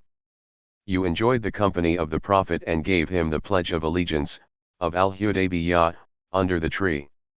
On that, Al-Bara said, O my nephew, you do not know what we have done after him, i.e. his death. Sahih Bukhari Volume 5, Book 59, Hadith number 489. Narrated by Abu Kilaba, that Thabit bin ad-Dahak had informed him that he was one of those who had given the pledge of allegiance, of Al-Hudaybiyah, beneath the tree. Sahih Bukhari Volume 5, Book 59, Hadith number 490. Narrated by Anas bin Malik, regarding Allah's statement, verily, we have granted you, O Muhammad, manifest victory. 48.1, it refers to the Al-Hudaybiyah pledge. And the companions of the Prophet said, to the Prophet, congratulations and happiness for you, but what reward shall we get? So Allah revealed, that he may admit the believing men and women to gardens beneath which rivers flow. 48.5. Sahih Bukhari Volume 5, Book 59, Hadith number 491. Narrated by Zahir al-Islami, who was one of those who had witnessed the pledge of allegiance beneath the tree, while I was making fire beneath the cooking pots containing donkey's meat. The announcer of Allah's apostle announced, Allah's apostle forbids you to eat donkey's meat. The same narration was told by Mahzah from a man called Aban bin Aus, who was one of those who had witnessed the pledge of allegiance beneath the tree, and who had some trouble in his knee, so that while doing prostrations, he used to put a pillow underneath his knee. Sahih Bukhari Volume 5, Book 59, Hadith number 492. Narrated by Suwaid bin an-Numan, who was one of those who witnessed the pledge of allegiance beneath the tree. Allah's apostle and his companions were given sa'ik and they chewed it. Sahih Bukhari Volume 5, Book 59, Hadith number 493. Narrated by Abu Jamra, I asked Aid bin Amr, who was one of the companions of the Prophet, one of those who gave the allegiance to the Prophet, the tree, can the witr prayer be repeated in one night? He said, if you have offered it in the first part of the night, you should not repeat it in the last part of the night. See Fatha al-Bari page 458 vol 8. Sahih Bukhari Volume 5, Book 59, Hadith number 494. Narrated by Zayd bin Aslam, my father said, Allah's apostle was proceeding at night on one of his journeys and Umar bin al-Khattab was going along with him. Umar bin al-Khattab asked him about something, but Allah's apostle did not answer him. Umar asked him again, but he did not answer him. He asked him again, for the third time, but he did not answer him. On that Umar bin al-Khattab addressed himself saying, may your mother be bereaved of you, O Umar, for you have asked Allah's apostle thrice, yet he has not answered you. Umar said, then I made my camel run fast and took it in front of the other Muslims, and I was afraid that something might be revealed in my connection. I had hardly waited for a moment when I heard somebody calling me. I said, I was afraid that something might have been revealed about me. Then I came to Allah's apostle and greeted him. He, i.e. the Prophet, said, tonight there has been revealed to me a surah which is dearer to me than all the world, on which the sun rises, and then he recited, verily, we have granted you, O Muhammad, a manifest victory. 48.1. Sahih Bukhari Volume 5, Book 59, Hadith number 495. Narrated by Al-Miswar bin Makrama and Marwan bin al-Hakam, one of them said, more than his friend the Prophet set out in the company of more than 1,000 of his companions in the year of Al-Hudaybiyah, and when he reached Dhul Hulayfa, he garlanded his hati, i.e. sacrificing animal, assumed the state of Iram for Umrah from that place and sent a spy of his from Huzayh tribe. The Prophet proceeded until he reached a village called Gadar al-Ashtat. There his spy came and said, "The Quraysh, infidels, have collected a great number of people against you, and they have collected against you the Ethiopians, and they will fight with you, and will stop you from entering the Kaaba and prevent you." The Prophet said, "O people! Give me your opinion. Do you recommend that I should destroy the families and offspring of those who want to stop us from the Kaaba? If they should come to us, for peace, then Allah will destroy a spy from the pagans, or otherwise we will leave them in a miserable state." On that Abu Bakr said, "O Allah Apostle! You have come with the intention of visiting this house, i.e. Kaaba, and you do not want to kill or fight anybody. So proceed to it, and whoever should stop us from it, we will fight him." On that the Prophet said, "Proceed on, in the name of Allah." Sahih Bukhari Volume 5, Book 59, Hadith number 539. Narrated by Abu Musa, the news of the migration of the Prophet, from Mecca to Medina, reached us while we were in Yemen. So we set out as emigrants towards him. We were, 3, I and my 2 brothers. I was the youngest of them, and one of the 2 was Abu Burda, and the other, Abu Ruhm, and our total number was either 53 or 52 men from my people. We got on board a boat and our boat took us to Negus in Ethiopia. There we met Ja'far bin Abi Talib and stayed with him. Then we all came to Medina, and met the Prophet at the time of the conquest of Khaybar. Some of the people used to say to us, namely the people of the ship, "We have migrated before you." Asma bint who was one of those who had come with us, came as a visitor to Hafsa, the wife the Prophet. She had migrated along with those other Muslims who migrated to Negus. Umar came to Hafsa while Asma bint was with her. Umar, on seeing Asma, said, "Who is this?" She said, "Asma bint Umar said, "Is she the Ethiopian? Is she the seafaring lady?" Asma replied, "Yes." Umar said, "We have migrated before you, people of the boat, so we have got more right than you over Allah's apostle." On that Asma became angry and said, "No, by Allah, while you were with Allah's apostle who was feeding the hungry ones amongst you, and advised the ignorant ones amongst you, we were in the far-off hated land of Ethiopia, and all that was for the sake of Allah's apostle. By Allah, I will neither eat any food nor drink anything till I inform Allah's apostle of all that you have said." There we were harmed and frightened. I will mention this to the Prophet and will not tell a lie or curtail your saying or add something to it. So when the Prophet came, she said, "O Allah's Prophet, Umar has said so and so." He said, to Asma, "What did you say to him?" Asma said, "I told him so and so." The Prophet said, "He, i.e. Umar, has not got more right than you people over me, as he and his companions have the reward of only one migration, and you, the people of the boat, have the reward of 2 migrations." Asma later on said, "I saw Abu Musa and the other people of the boat coming to me in successive groups, asking me about this narration, and to them nothing in the world was more cheerful and greater than what the Prophet had said about them." Narrated Abu Burda, Asma said, "I saw Abu Musa requesting me to repeat this narration again and again." Narrated Abu Burda, Abu Musa said, "The Prophet said, I recognize the voice of the group of al-Shari'un, when they recite the Quran, when they enter their homes at night, and I recognize their houses by listening to their voices when they are reciting the Quran at night, although I have not seen their houses when they came to them during the daytime. Amongst them is Hakim who, on meeting the cavalry or the enemy, used to say to them, i.e. the enemy, 'My companions order you to wait for them.'" Sahih Bukhari Volume 5, Book 59, Hadith number 540. Narrated by Abu Musa, "We came upon the Prophet after he had conquered Khaybar.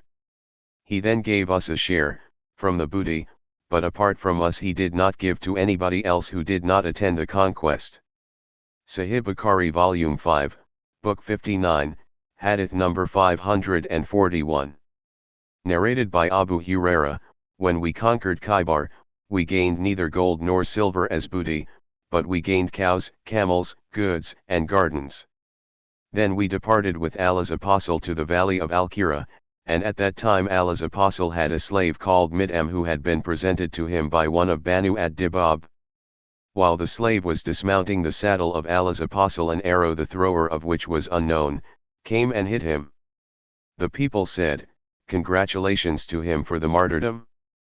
Allah's apostle said, "No, by him in whose hand my soul is, the sheet of cloth, which he had taken, illegally, on the day of Khaybar from the booty before the distribution of the booty, has become a flame of fire burning him."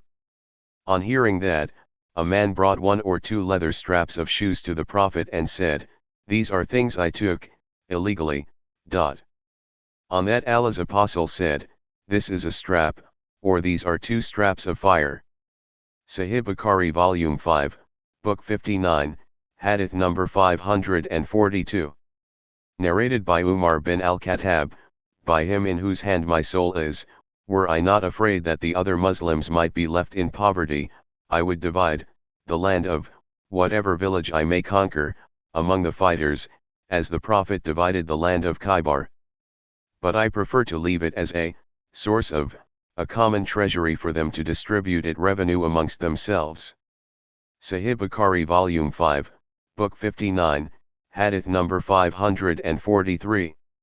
Narrated by Umar, but for the other Muslims, i.e. coming generations, I would divide the land of whatever villages the Muslims might conquer among the fighters, as the Prophet divided the land of Khaybar. Sahih Bukhari Volume 5, Book 59, Hadith number 544. Narrated by Anbasa bin said, Abu Hurairah came to the Prophet and asked him for a share from the Khaybar booty. On that, one of the sons of Said bin Ali said to him, "O Allah's apostle, do not give him." Abu Hurairah then said to the Prophet, "This is the murderer of Ibn Khaldun." Said's son said, "How strange! A guinea pig coming from Qadim ad-Dan." Narrated Abu Hurairah, Allah's apostle sent Aban from Medina to Najd as the commander of a Sariya. Aban and his companions came to the Prophet at Khaybar after the Prophet had conquered it, and the reins of their horses were made of the fire of date palm trees. I said, "O Allah's apostle, do not give them a share of the booty." On that, Aban said to me, "Strange. You suggest such a thing though you are what you are, O guinea pig coming down from the top of Ad-Dal, a lotus tree." On that the Prophet said, "O Aban, sit down," and did not give them any share. Sahih Bukhari Volume 5, Book 59, Hadith number 545. Narrated by Said, Aban bin Said came to the Prophet and greeted him. Abu Hurairah said, "O Allah's apostle, this, Aban, is the murderer of the Ibn Khaldun." On hearing that, Aban said to Abu Hurairah, "How strange your saying is. You, a guinea pig, descending from Qadim Dan, blaming me for killing a person whom Allah favored with martyrdom with my hand, and whom he forbade to degrade me with his hand." Sahih Bukhari Volume 5, Book 59, Hadith number 546. Narrated by Aisha, Fatima the daughter of the Prophet sent someone to Abu Bakr, when he was a caliph, asking for her inheritance of what Allah's apostle had left of the property bestowed on him by Allah from the Fai, i.e. booty gained without fighting, in Medina and Fadak, and what remained of the kumus of the Khaybar booty. On that, Abu Bakr said, "Allah's apostle said, our property is not inherited. Whatever we leave, is sadaqah, but the family of the Prophet, Muhammad can eat of this property. By Allah, I will not make any change in the state of the sadaqah of Allah's apostle and will leave it as it was during the lifetime of Allah's apostle, and will dispose of it as Allah's apostle used to do." So Abu Bakr refused to give anything of that to Fatima. So she became angry with Abu Bakr and kept away from him, and did not task to him till she died. She remained alive for 6 months after the death of the Prophet. When she died, her husband Ali, buried her at night without informing Abu Bakr, and he said the funeral prayer by himself. When Fatima was alive, the people used to respect Ali much, but after her death, Ali noticed a change in the people's attitude towards him. So Ali sought reconciliation with Abu Bakr and gave him an oath of allegiance. Ali had not given the oath of allegiance during those months, i.e. the period between the Prophet's death and Fatima's death. Ali sent someone to Abu Bakr saying, "Come to us, but let nobody come with you," as he disliked that Umar should come. Umar said to Abu Bakr, "No, by Allah, you shall not enter upon them alone." Abu Bakr said, "What do you think they will do to me? By Allah, I will go to them." So Abu Bakr entered upon them, and then Ali uttered tashahhud and said to Abu Bakr, "We know well your superiority and what Allah has given you, and we are not jealous of the good what Allah has bestowed upon you, but you did not consult us in the question of the rule, and we thought that we have got a right in it because of our near relationship to Allah's apostle." Thereupon Abu Bakr's eyes flowed with tears. And when Abu Bakr spoke, he said, "By him in whose hand my soul is, to keep good relations with the relatives of Allah's apostle is dearer to me than to keep good relations with my own relatives. But as for the trouble which arose between me and you about his property, I will do my best to spend it according to what is good, and will not leave any rule or regulation which I saw Allah's apostle following, in disposing of it, but I will follow." On that Ali said to Abu Bakr, "I promise to give you the oath of allegiance in this afternoon." So when Abu Bakr had offered the Zuhr prayer, he ascended the pulpit and uttered the tashahhud, and then mentioned the story of Ali and his failure to give the oath of allegiance, and excused him, accepting what excuses he had offered. Then Ali got up, and praying to Allah for forgiveness, he uttered tashahhud, praised Abu Bakr's right, and said that he had not done what he had done because of jealousy of Abu Bakr or as a protest of that Allah had favored him with. Ali added, "But we used to consider that we too had some right in this affair of rulership, and that he, i.e. Abu Bakr, did not consult us in this matter, and therefore caused us to feel sorry." On that all the Muslims became happy and said, "You have done the right thing." The Muslims then became friendly with Ali as he returned to what the people had done, i.e. giving the oath of allegiance to Abu Bakr. Sahih Bukhari Volume 5, Book 59, Hadith number 547. Narrated by Aisha, when Khaybar was conquered, we said, "Now we will eat our fill of dates." Sahih Bukhari Volume 5, Book 59, Hadith number 548. Narrated by Ibn Umar, we did not eat our fill except after we had conquered Khaybar. Sahih Bukhari Volume 5, Book 59, Hadith number 549. Narrated by Abu Sa'id al-Khudri and Abu Hurairah, Allah's apostle appointed a man as the ruler of Khaybar who later brought some janab, i.e. dates of good quality, to the Prophet. On that, Allah's apostle said to him, "Are all the dates of Khaybar like this?" He said, "No, by Allah, O Allah's apostle. But we take one essay of these, dates of good quality, for 2 or 3 essays of other dates, of inferior quality." On that, Allah's apostle said, "Do not do so, but first sell the inferior quality dates for money, and then with that money, buy janab." Abu Sa'id and Abu Hurairah said, "The Prophet made the brother of Bani Adi from the Ангիր as the ruler of Khaybar." Sahih Bukhari Volume 5, Book 59, Hadith number 550. Narrated by Abdullah, the Prophet gave the land of Khaybar to the Jews of Khaybar, on condition that they would work on it and cultivate it, and they would have half of its yield. Sahih Bukhari Volume 5, Book 59, Hadith number 551. Narrated by Abu Hurairah, when Khaybar was conquered, a cooked sheep containing poison was given as a present to Allah's apostle. Sahih Bukhari Volume 5, Book 59, Hadith number 552. Narrated by Ibn Umar, Allah's apostle appointed Usama bin Zayd as the commander of some people. Those people criticized his leadership. The Prophet said, if you speak ill of his leadership, you have already spoken ill of his father's leadership before.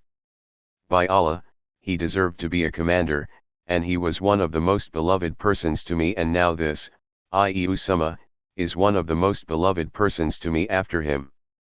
Sahih Bukhari Volume 5, Book 59, Hadith number 553. Narrated by Al-Bara, when the Prophet went out for the Umrah in the month of Dhul-Qa'dah, the people of Mecca did not allow him to enter Mecca till he agreed to conclude a peace treaty with them, by virtue of which he would stay in Mecca for 3 days only, in the following year. When the agreement was being written, the Muslims wrote, "This is the peace treaty, which Muhammad, Apostle of Allah, has concluded." The infidels said, to the Prophet, "We do not agree with you on this, for if we knew that you are Apostle of Allah we would not have prevented you for anything, i.e. entering Mecca, etc., but you are Muhammad, the son of Abdullah." Then he said to Ali, "Erase the name of Apostle of Allah." Ali said, "No, by Allah, I will never erase you, i.e. your name." Then Allah's apostle took the writing sheet, and he did not know a better writing, and he wrote or got it the following written: "This is the peace treaty which Muhammad, the son of Abdullah, has concluded. Muhammad should not bring arms into Mecca except sheathed swords, and should not take with him any person of the people of Mecca, even if such a person wanted to follow him, and if any of his companions wants to stay in Mecca, he should not forbid him." In the next year, when the Prophet entered Mecca and the allowed period of stay elapsed, the infidels came to Ali and said, "Tell your companion, Muhammad, to go out, as the allowed period of his stay has finished." So the Prophet departed from Mecca, and the daughter of Hamza followed him, shouting, "O uncle, O uncle!" Ali took her by the hand and said to Fatima, "Take the daughter of your uncle." So she made her ride on her horse. When they reached Medina, Ali, Zayd, and Ja'far quarreled about her. Ali said, "I took her for she is the daughter of my uncle." Ja'far said, "She is the daughter of my uncle and her aunt is my wife." Zayd said, "She is the daughter of my brother." On that, the Prophet gave her to her aunt and said, "The aunt is of the same status as the mother." He then said to Ali, "You are from me, and I am from you," and said to Ja'far, "You resemble me in appearance and character," and said to Zayd, "You are our brother and our freed slave." Ali said to the Prophet, "Won't you marry the daughter of Hamza?" The Prophet said, "She is the daughter of my foster brother." Sahih Bukhari Volume 5, Book 59, Hadith number 554. Narrated by Ibn Umar, Allah's apostle set out with the intention of performing Umrah, but the infidels of Quraysh intervened between him and the Kaaba, so the Prophet slaughtered his hadi, i.e. sacrificing animals, and shaved his head at Al-Hudaybiyah and concluded a peace treaty with them, i.e. the infidels, on condition that he would perform the Umrah the next year and that he would not carry arms against them except swords, and would not stay in Mecca more than what they would allow. So the Prophet performed the Umrah in the following year, and according to the peace treaty, he entered Mecca, and when he had stayed there for 3 days, the infidels ordered him to leave, and he left. Sahih Bukhari Volume 5, Book 59, Hadith number 555. Narrated by Mujahid, Urwa, and I entered the mosque and found Abdullah bin Umar sitting beside the dwelling place of Aisha. Urwa asked, Ibn Umar, "How many Umrahs did the Prophet perform?" Ibn Umar replied, 4, one of which was in Rajab. Then we heard Aisha brushing her teeth, whereupon Urwa said, "O mother of the believers! Don't you hear what Abu Abdurrahman is saying? He is saying that the Prophet performed 4 Umrah, one of which was in Rajab." Aisha said, "The Prophet did not perform any Umrah, but he, i.e. Ibn Umar, witnessed it. And he, the Prophet, never did any Umrah in the month of Rajab." Sahih Bukhari Volume 5, Book 59, Hadith number 556. Narrated by Ibn Abi Awfa, when Allah's apostle performed the Umrah, which he performed in the year following the treaty of Al-Hudaybiyah, we were screening Allah's apostle from the infidels and their boys lest they should harm him. Sahih Bukhari Volume 5, Book 59, Hadith number 557. Narrated by Ibn Abbas, when Allah's apostle and his companions arrived at Mecca, the pagans said, "There have come to you a group of people who have been weakened by the fever of Yathrib, i.e. Medina." So the Prophet ordered his companions to do ramal, i.e. fast walking, in the first 3 rounds of tawaf around the Kaaba and to walk in between the 2 corners, i.e. the Black Stone and the Yemenite corner. The only cause which prevented the Prophet from ordering them to do ramal in all the rounds of tawaf, was that he pitied them. Sahih Bukhari Volume 5, Book 59, Hadith number 558. Narrated by Ibn Abbas, the Prophet hastened in going around the Kaaba and between the Safa and Marwa in order to show the pagans his strength. Ibn Abbas added, when the Prophet arrived at Mecca, in the year of peace, following that of Al-Hudaybiyah treaty with the pagans of Mecca, he ordered his companions to do ramal in order to show their strength to the pagans, and the pagans were watching the Muslims from the hill of Quakin. Sahih Bukhari Volume 5, Book 59, Hadith number 559. Narrated by Ibn Abbas, the Prophet married Ma'imunah while he was in the state of Layram, but he consummated that marriage after finishing that state. Ma'imunah died at Saraf, i.e. a place near Mecca. Ibn Abbas added, the Prophet married Ma'imunah during the Umrah al-Qada, i.e. the Umrah performed in lieu of the Umrah which the Prophet could not perform because the pagans prevented him to perform that Umrah. Sahih Bukhari Volume 5, Book 59, Hadith number 560. Narrated by Nafi, Ibn Umar informed me that on the day of Mu'tah, he stood beside Ja'far who was dead, i.e. killed in the battle, and he counted 50 wounds in his body, caused by stabs or strokes, and none of those wounds was in his back. Abdullah bin Umar said, Allah's apostle appointed Zayd bin Haritha as the commander of the army during the Ghazwa of Mu'tah and said, if Zayd is martyred, Ja'far should take over his position, and if Ja'far is martyred, Abdullah bin Rawaha should take over his position.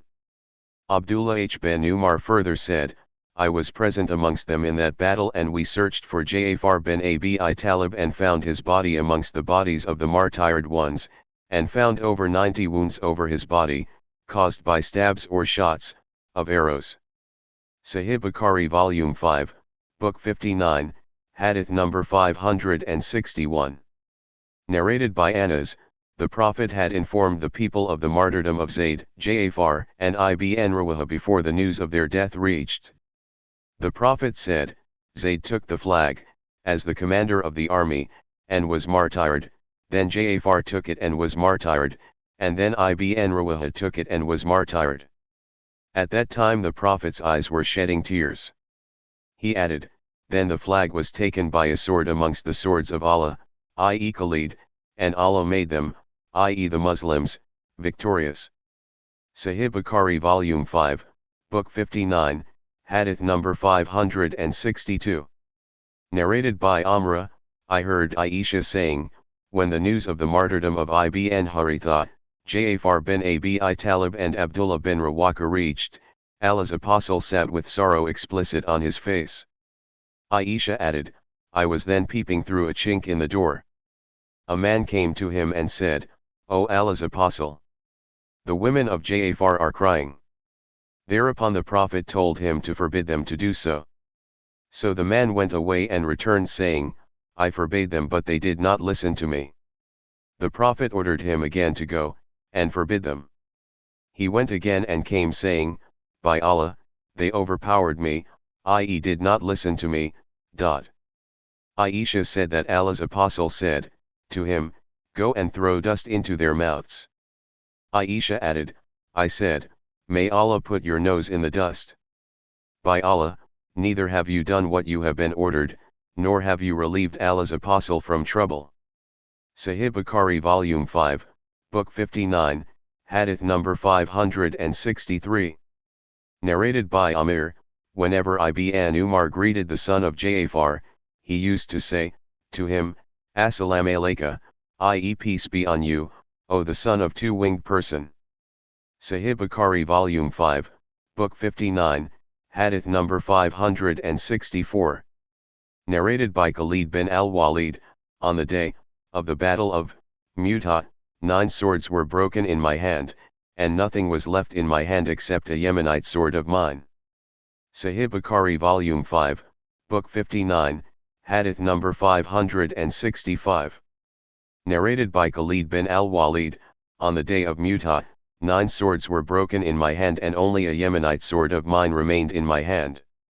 Sahih Bukhari Volume 5, Book 59, Hadith number 566. Narrated by An-Nu'man bin Bashir, Abdullah bin Rawaha fell down unconscious and his sister Umrah started crying and was saying loudly, "O Jabala! O so and so! O so and so!" and went on calling him by his good qualities one by one. When he came to his senses, he said to his sister, "Whenever you said something, I was asked, 'Are you really so?' i.e. as she says." Sahih Bukhari Volume 5, Book 59, Hadith number 567. Narrated by Ash-Shabai, and Nu'man bin Bashir said, Abdullah bin Rawaha fell down unconscious, and mentioned the above hadith adding, thereupon, when he died she, i.e. his sister, did not weep over him. Sahih Bukhari Volume 5, Book 59, Hadith number 568. Narrated by Usama bin Zayd, Allah's Apostle sent us towards Al-Huraka, and in the morning we attacked them and defeated them. I and an Ansari man followed a man from among them, and when we took him over, he said, "La ilaha illallah." On hearing that, the Ansari man stopped, but I killed him by stabbing him with my spear. When we returned, the Prophet came to know about that and he said, "O Usama, did you kill him after he had said La ilaha illallah?" I said, "But he said so only to save himself." The Prophet kept on repeating that so often that I wished I had not embraced Islam before that day. Sahih Bukhari Volume 5, Book 59, Hadith number 569. Narrated by Salama bin Al-Aqwa, I fought in 7 ghazwat, i.e. battles, along with the Prophet, and fought in 9 battles, fought by armies dispatched by the Prophet. Once Abu Bakr was our commander, and at another time, Usama was our commander. Narrated Salama in another narration, I fought 7 ghazwat, i.e. battles, along with the Prophet, and also fought in 9 battles, fought by armies sent by the Prophet. Once Abu Bakr was our commander, and another time, Usama was our commander. Sahih Bukhari Volume 5, Book 59, Hadith number 570. Narrated by Salama bin Al-Aqwa, I fought in 9 ghazwati along with the Prophet. I also fought along with Ibn Haritha when the Prophet made him our commander. Sahih Bukhari Volume 5, Book 59, Hadith number 571. Narrated by Yazid bin Abi Ayyubaid, Salama bin Al-Aqwa said, I fought in 7 ghazwat along with the Prophet. He then mentioned Khaybar, Al-Hudaybiyah, the day, i.e. battle, of Hunan, and the day of Al-Qur'an. I forgot the names of the other ghazwat. Sahih Bukhari Volume 5, Book 59, Hadith number 572. Narrated by Ali, Allah's Apostle sent me, Az-Zubair and Al-Miqdad saying, proceed till you reach Ra'dat Kuk where there is a lady carrying a letter, and take that letter from her. So we proceeded on our way with our horses galloping till we reached the Rada, and there we found the lady and said to her, take out the letter. She said, I have no letter. We said, take out the letter, or else we will take off your clothes. So she took it out of her braid, and we brought the letter to Allah's Apostle. The letter was addressed from Hatib bin Abi Baltay to some pagans of Mecca, telling them about what Allah's Apostle intended to do. Allah's Apostle said, O Hatib, what is this? Hatib replied, O Allah's Apostle, do not make a hasty decision about me. I was a person not belonging to Quraysh, but I was an ally to them from outside and had no blood relation with them, and all the emigrants who were with you have got their kinsmen, in Mecca, who can protect their families and properties. So I like to do them a favor so that they might protect my relatives as I have no blood relation with them. I did not do this to renegade from my religion, i.e. Islam, nor did I do it to choose heathenism after Islam. Allah's apostle said to his companions, as regards him, he, i.e. Hatib, has told you the truth. Umar said, O Allah's apostle, allow me to chop off the head of this hypocrite. The Prophet said, he, i.e. Hatib, has witnessed the Badr battle, i.e. fought in it, and what could tell you, perhaps Allah looked at those who witnessed Badr and said, O the people of Badr, i.e. Badr Muslim warriors, do what you like, for I have forgiven you. Then Allah revealed the surah. O you who believe, take not my enemies and your enemies as friends, offering them your love even though they have disbelieved in that truth, i.e. Allah, Prophet Muhammad, and this Quran, which has come to you. To the end of verse. And whosoever of you, Muslims, does that, then indeed he has gone far astray, away from the straight path. 60.1 Sahih Bukhari Volume 5, Book 59, Hadith number 573. Narrated by Ubaydullah bin Abdullah bin Utbah, ibn Abbas said, Allah's apostle fought the Ghazwah, i.e. battles of Al-Fath during Ramadan. Narrated Az-Zuri, ibn al-Musayyib, also, said the same. Ibn Abbas added, the Prophet fasted, and when he reached Al-Qadid, a place where there is water between Qudayd and Usfan, he broke his fast and did not fast afterwards till the whole month had passed away. Sahih Bukhari Volume 5, Book 59, Hadith number 574. Narrated by Ibn Abbas, the Prophet left Medina, for Mecca, in the company of 10,000 Muslim warriors, in the month of Ramadan, and that was 8.5 years after his migration to Medina. He and the Muslims who were with him proceeded on their way to Mecca. He was fasting and they were fasting, but when they reached a place called Al-Qadid, which was a place of water between Usfan and Qudayd, he broke his fast, and so did they. Az-Zuri said, one should take the last action of Allah's apostle and leave his early action, while taking a verdict. Sahih Bukhari Volume 5, Book 59, Hadith number 575.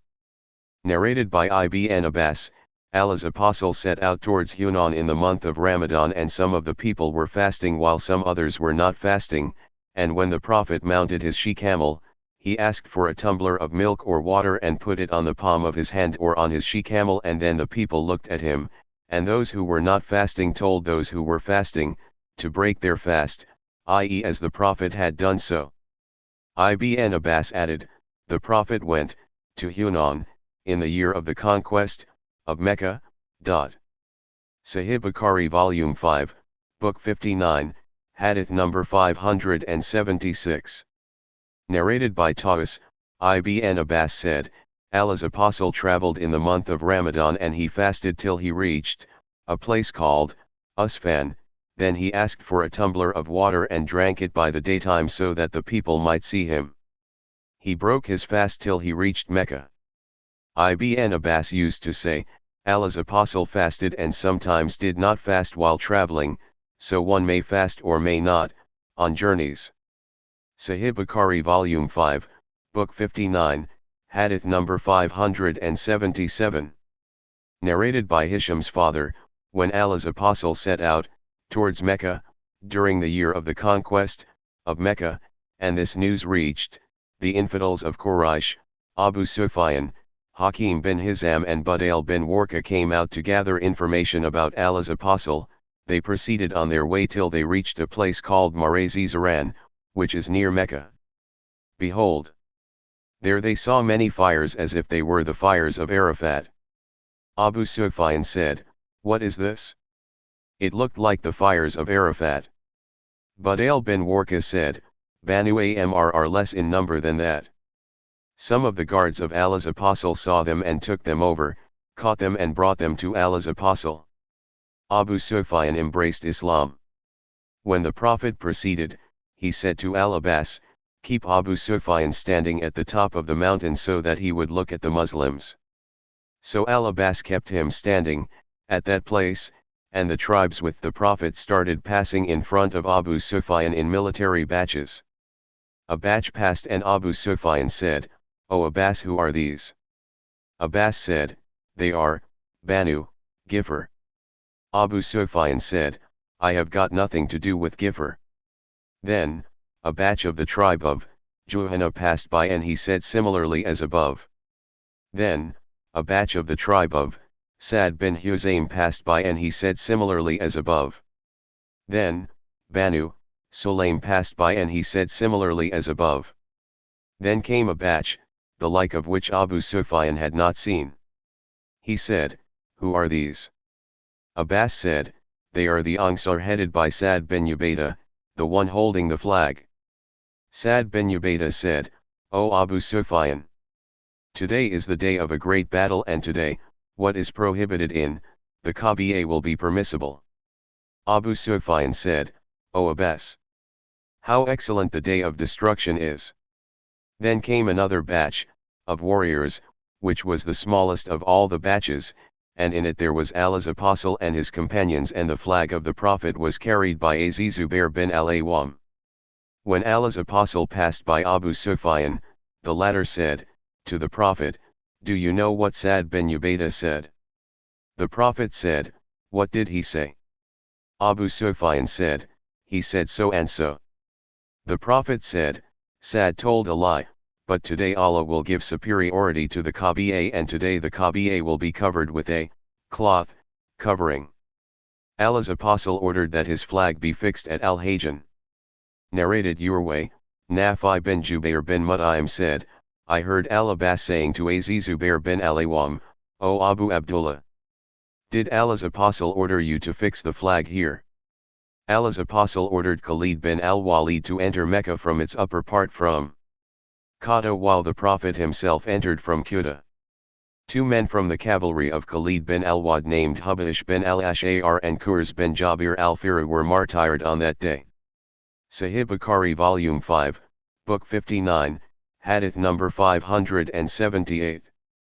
Narrated by Abdullah bin Mughaffal, I saw Allah's apostle on the day of the conquest of Mecca over his she-camel, reciting Surat al-Fath in a vibrant quivering tone. The sub-narrator, Muawiyah added, "Were I not afraid that the people may gather around me, I would recite in vibrant quivering tone as he, i.e. Abdullah bin Mughaffal, did, imitating Allah's apostle."